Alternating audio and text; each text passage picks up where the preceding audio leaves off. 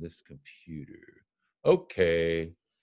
So maybe you could identify yourself, Kat, and tell us your name and your position here at Sound. Yeah, my name is Kat Cole. I am the supervisor of crisis services here at Sound. Okay, and how long have you been with the organization? I have been with Sound since August of 2019. Okay, so like Yeah. relatively newbie. hmm Okay, and but your background, you did you work for another organization, agency, doing this kind of work? Prior to this, I was doing like group counseling therapy work at a larger for-profit organization Hmm. before transferring over here at Sound. Okay, great. Well, we've done sharing circles here at Sound, and it's been an opportunity for our employees to vent, listen to other employees, to share in a safe zone. What's on their heart, what's on their mind. But I wanted to hear from you, since you facilitated several of them. Um, what's the value of a sharing circle? I mean, maybe you might even, if I were to say, hey, I heard you're doing these sharing circles at Sound. What's that all about? And why should I attend something like that? What would you say? hmm I would say that there's a lot going on right now, both with COVID being rampant, us having socially isolate, and with the protest, George Floyd, Breonna Taylor, and just this need for social change, for something different. And with that comes a lot of trauma that we don't really necessarily talk about, racialized trauma specifically. And as a therapist, as a person that does counseling, I know that like if we're not talking about what's going on, then we're just ruminating constantly, and this can cause to a lot of mental health issues that we might not be aware of. And so I think sharing circles are a really good place to, one, normalize how people are feeling about the racial injustices that are occurring, and to really get your own truth out, to really speak your own truth so you're not just in your own head all the time. Yeah, you mentioned something interesting about your own truth, and I think there's a tendency on the part of people. I know I do this to internalize a lot of things. And Mhm. then sometimes I've even seen, because I've been in several of the circles, um, almost like this light bulb comes on in people's heads, and all of a sudden they're saying things and they're going, wow, I had no idea I was that upset about something like that. So maybe you could go into a little bit of detail about the format. I mean, I get kind of the basic idea about people are sharing and venting and getting in touch with themselves. But tell me about, is this like an hour long, or how long do they tend to be, and kind of what happens? Yeah, the circles are about an hour long, and it usually starts out with just basic ground rules about what happens in a sharing circle. Confidentiality is a really big piece of it. Speaking from your first person experience about what's happening, and really just talking without giving a lot of feedback to what other people are saying. And after ground rules are expressed, we do a little bit of like a mindfulness or grounding exercise so we can get in the moment, in the space. And then, depending on the facilitator, asking questions to the group where each person has an opportunity to answer and describe how they're experiencing the world. And at the end of the sharing circle, a little bit of open forum time for people to discuss how it went for them, how it felt, and closing the circle off really nicely to allow people to get back with their lives. Well, and you mentioned something about the listening part of it, and I know from having been in some of the circles, it's really important to suspend judgment and to really listen to other people without any kind of preconceived ideas of how people should feel or how they should react to something, because I think we're all different in how we deal with stress and anxiety and trauma.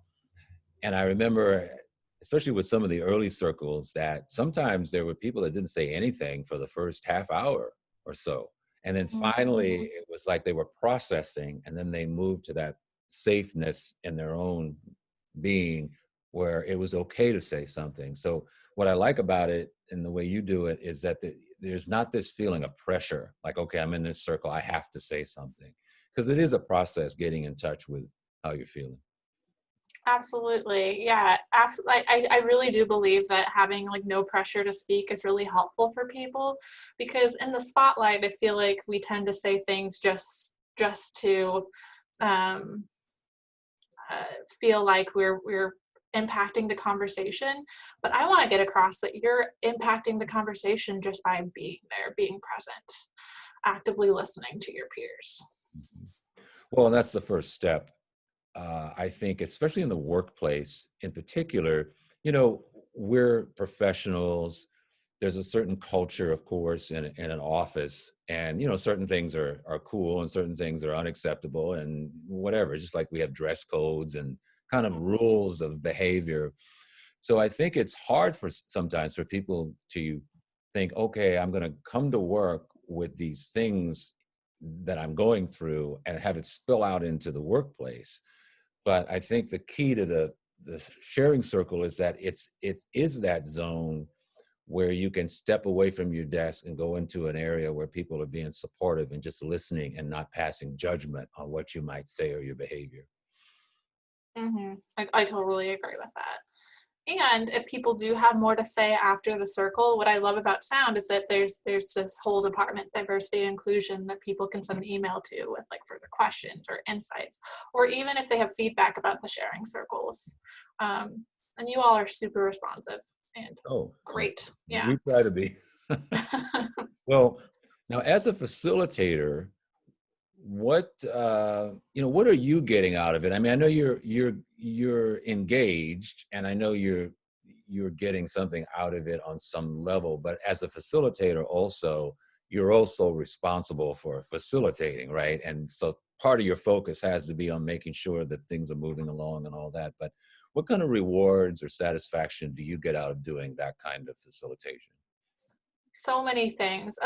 Here at Sound, in my department at least, I don't get to interact face to face with a lot of people. So I think one true benefit of being a facilitator is getting to really meet awesome people throughout Sound, who are interested in the same topics that I am. Being a facilitator really normalizes for me that like the issues that I might be experiencing or having, other people that work here, my peers, might be experiencing that too.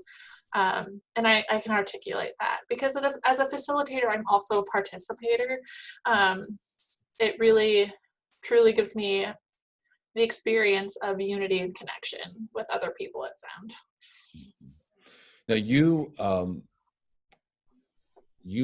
went to a certain format or a certain type of sharing circle because like a lot of trainings and things of that nature, there's different trainings, there's different formats, there's different, you know, terms of length, how long something is or how short it is. Is there like a name for what you drew your sharing circle from? Mhm. Okay. So my sharing circle is adapted from Vanessa Jackson's Power and Healing Circles, which really focus on how power, both like power within, power over, and power between, can help and harm us. And I think if you're looking at like racial disparities and racism and oppression, that really has a lot to do with power. Who has power over whom? And so my circles really work to like break down how might people be experiencing how power has hurt them and what steps can be taken to start that healing process. Yeah, I was thinking as you were saying that, I've run into people, as I'm sure you have, that don't realize the power that they have, Mm-hmm. you know, and it's just like when somebody says, oh, I'm thinking about going to college or whatever, applying for a certain job, and then they talk themselves out of it. You know, they start getting kind of, oh, I can't do that. Oh, I can't say that. Oh, I can't, like maybe in an office place, I can't be the one at the meeting who says, wait a second, I don't agree with that. You know, because they're afraid of maybe what the repercussions might be, for instance. Mm-hmm. Um, but what would you like to see? Like if somebody goes to 3 or 4 sharing circles, what do you see? Do you see, is it easy to like become a facilitator yourself, I mean, what would you do to encourage people to pursue this kind of thing? Is it to become a facilitator or just keep going to sharing circles, or what advice would you give for somebody who's very passionate about this kind of training or experience? Yeah, I would say one, attend a sharing circle if you haven't already, just to get the experience, get the flow. And then if you are interested in becoming a facilitator, understand that it's your individual way of leading the circle that makes it unique and makes it special. So although there are different ways of doing it, you can adapt to your own likeness. And I think that is the best way to help out is being your true authentic self. Mhm. And that being said, maybe if you're interested in it, just like doing a little bit of research on sharing circles and what they can look like, just so you have a further understanding of what it means to hold these spaces. Yeah, that's one thing. There's plenty of research to be done. I mean, if you start Googling things like sharing circles, diversity training, race and equity, it's something that, especially now, because there's so much focus on a lot of the strife and turmoil that's happening, playing out on the, Mhm. the streets of the country and in, well, everywhere really on some level. It's really become a focus. So I think it's an opportunity to really learn and also look inward, learn about our own biases and our own views that have been shaped throughout our lifetime, which will determine kind of how we look at the world, how we look at other people and people, especially that are different from ourselves. So thank you very much for facilitating these, and and you become a major part of the success of it. Oh, thank you. I absolutely love it, and I'm happy to continue doing it for sure. All right.